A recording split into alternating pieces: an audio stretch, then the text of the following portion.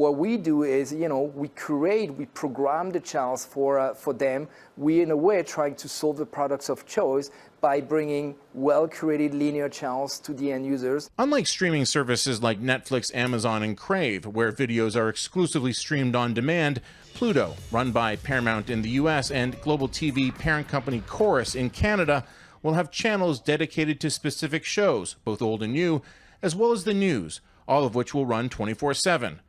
CBC launched its own FAST channel this week called Explore. Viewers will have lots of choice, minus some flexibility. And while there will be commercial breaks, the app is completely free. Oh my. Will Canadians buy into what Pluto is offering? They don't have to. It's free. Fast channels, AVOD, however you want to put it, free content. We have had several discussions about free websites like Pluto TV, Tubi, Plex, Freevee, and many others. And a lot of people are putting their money on the big boys. They're putting their money into Netflix. They're putting their money into Peacock, Paramount, and all Hulu. But they don't realize is that the free websites are growing by leaps and bounds.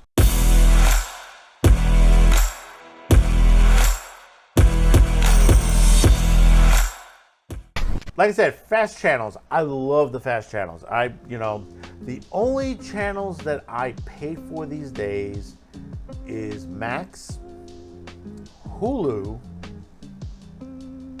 and Crunchyroll right now. Everything else that I watch, it comes from fast channels. Pluto TV, Tubi, Plex, Freevee, Crackle. There is so much content out there and growing every day. And the thing about it is that people don't realize they don't utilize it. People try to slam Tubi because it's Fox, or they slam Pluto because it's Paramount. But the thing about it is when you go to these sites, they have a good amount of content, whether it's TV shows, movies, specials. I mean, you got the Johnny Carson show playing on some of these fast channels. 24 hours of that. I mean, Conan O'Brien has one on the Samsung TV version of fast channels. And all of these all together, they're starting to make money. They expect it in the next couple of years to hit about 10 billion in ad revenue. That's pretty damn good. When you look at it. And for example, you take Pluto TV. Pluto TV is owned by Paramount. Paramount has been failing lately, but what's keeping Paramount afloat? Some of the money from Pluto. Yeah, that's right.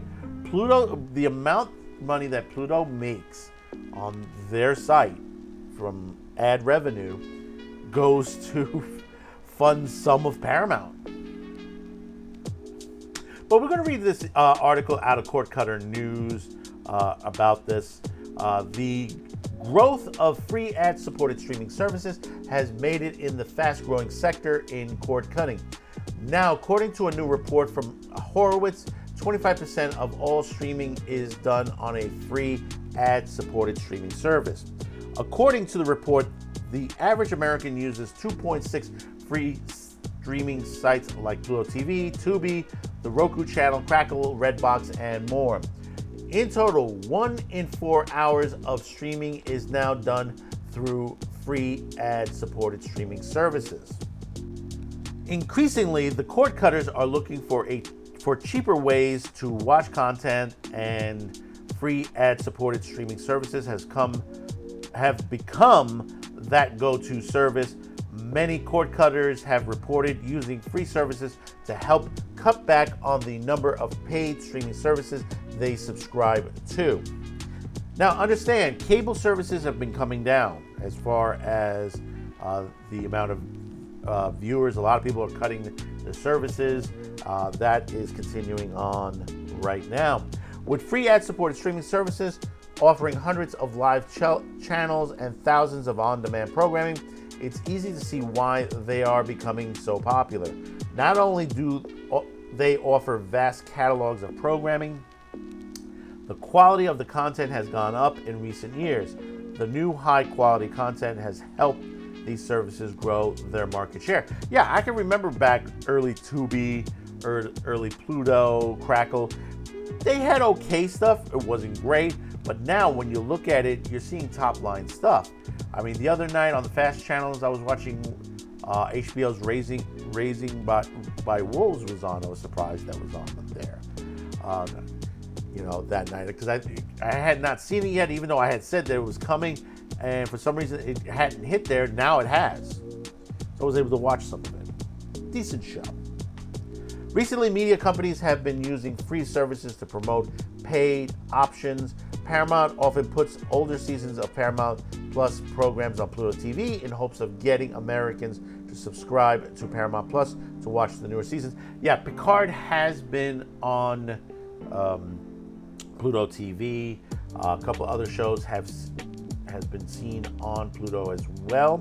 Warner Brothers Discovery is also reporting considering launching a free ad-supporting streaming service called WBTV. It is expected that they will also use their free ad-supported service to push subscribers to Max.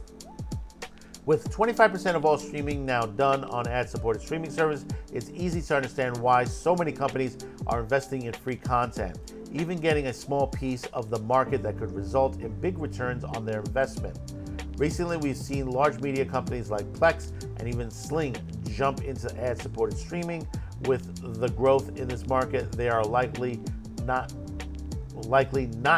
the last to do so.